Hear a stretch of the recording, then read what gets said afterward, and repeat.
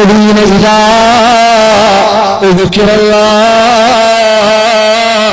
وجلت قلوبهم وإذا تليت عليهم آياته زادتهم إيمانا وعلى ربهم يتوكلون. ഖുർആന്റെ മേൽ അവർ തവക്കുലാക്കും. ഹഖ തവക്കുൽ വേണ്ടതുപോലെയുള്ള തവക്കുലാക്കി കഴിഞ്ഞാൽ പിന്നെ ആ ഭാഗം ചിന്തയില്ല. സഹോദരങ്ങളെ ഗൗരവത്തിനൊന്ന് ചിന്തിക്കണേ. അങ്ങനെ സ്വർഗത്തെ സംബന്ധിച്ച് അതിയായ ആഗ്രഹമുള്ള സഹോദരങ്ങൾ ഇത് ശ്രദ്ധിച്ചെങ്കില് നാലാമത്തെ വിഭാഗത്തിന്റെ ക്വാളിറ്റി മനസ്സിലാകൂ. ആത്മാവിന്റെ പരമാനന്ദം കണ്ടെത്തുന്ന നാലാമത്തെ ആളുകളെ കുറിച്ച് മനസ്സിലാകണമെങ്കിൽ ഈ മൂന്നാമത്തെ ടീമിനെ നമ്മൾ ശരിക്ക് ശ്രദ്ധിച്ചെങ്കിലേ മനസ്സിലാകൂ. മൂന്നാമത്തെ വിഭാഗത്തിന്റെ പ്രത്യേകത എന്താ? അല്ലാഹുവിനെ പേടിയുള്ളവരാ. ഒരു വഖത്ത് നിസ്കാരം ഖളായി പോയാൽ ഹൃദയം വേദനിക്കുന്നവരാ.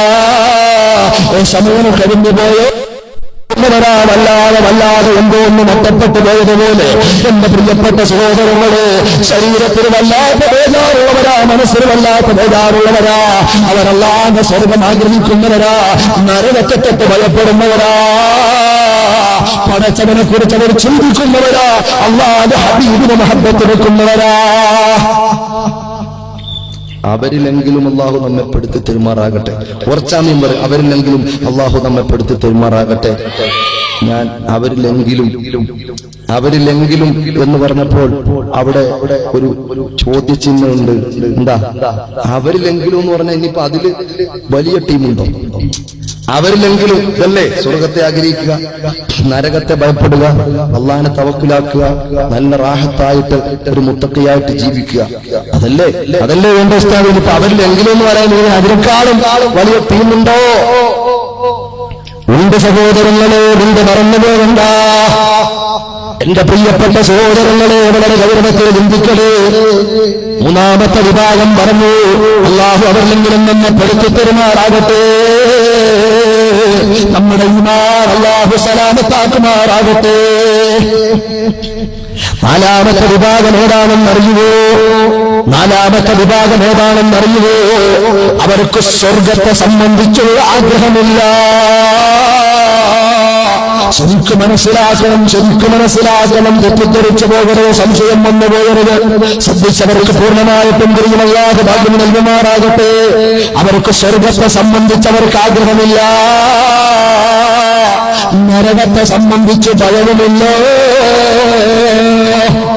സ്വർഗത്തെ സംബന്ധിച്ച് ആഗ്രഹമില്ല, നരകത്തെ സംബന്ധിച്ച് ഭയമില്ല. ആദ്യം പറഞ്ഞ ഹതഭാഗ്യരുടെ വിഭാഗമല്ല. ആദ്യം നമ്മൾ പറഞ്ഞ പടച്ചവരുമായിട്ടൊരു ബന്ധമില്ലാത്തവർക്കും ഉണ്ടാകുന്ന ഒരു രീതിയിൽ സ്വർഗത്തെ ആഗ്രഹമില്ല, നരകത്തെ പേടിയില്ല. ആ രീതിയല്ല ചിന്തിക്കണം, വേർതിരിച്ച് മനസ്സിലാക്കണം. നാലാമത്തെ വിഭാഗം ഏതാണെന്നറിയുമോ? സ്വർഗത്തെ സംബന്ധിച്ചവർക്ക് ആഗ്രഹമില്ല, കൊതിയില്ലല്ലോ. നരകത്തെ സംബന്ധിച്ചവർക്ക് യാതൊരു പേടിയും നേടാറുമില്ല. അവരുടെ ചിന്ത എന്താണെന്നറിഞ്ഞു,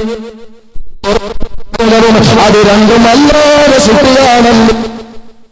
അല്ലാഹ് സ്വർഗവും അല്ലാഹുവിന്റെ സൃഷ്ടിയാണല്ലോ, നരകവും അല്ലാഹുവിന്റെ സൃഷ്ടിയാണല്ലോ. സൃഷ്ടാവിനെ മതിയല്ലോ. സൃഷ്ടിക്ക് വേണ്ടിയിട്ടല്ല ഞങ്ങൾ പാടുപെടുന്നത്, സൃഷ്ടാവിന് വേണ്ടിയിട്ട. അതുകൊണ്ട് അല്ലാഹുവിനെ പ്രാപിക്കുന്നവർ, അല്ലാഹുവിനെ പ്രാപിക്കുന്നവർ, അനാനിയത്തിനെ ഞാൻ എന്നെ പടച്ചവരിലും ലയിച്ചുകൊണ്ട് പോകുന്നവർ ചിന്തയുണ്ടെന്ന്.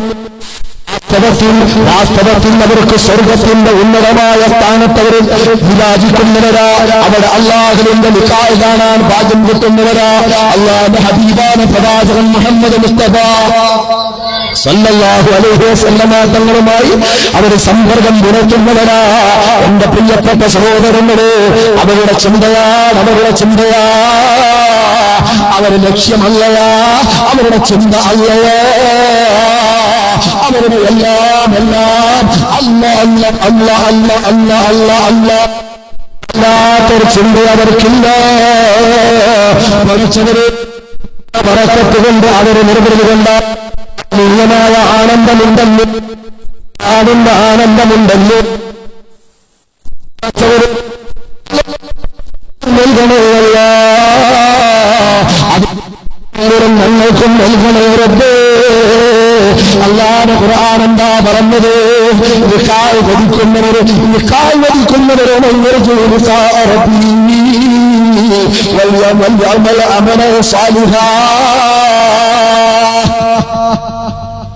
ആണ് അവരുടെ ആഗ്രഹം. സ്വർഗം അവർക്കൊരു വിഷയമല്ല, നരകവും ഒരു വിഷയമല്ല. ഈമാനിന്റെ കൂടുതലാണ് അവർക്ക് ആഗ്രഹം. എന്താ? അള്ളാഹുവിനെ കാണണം. ആരെ?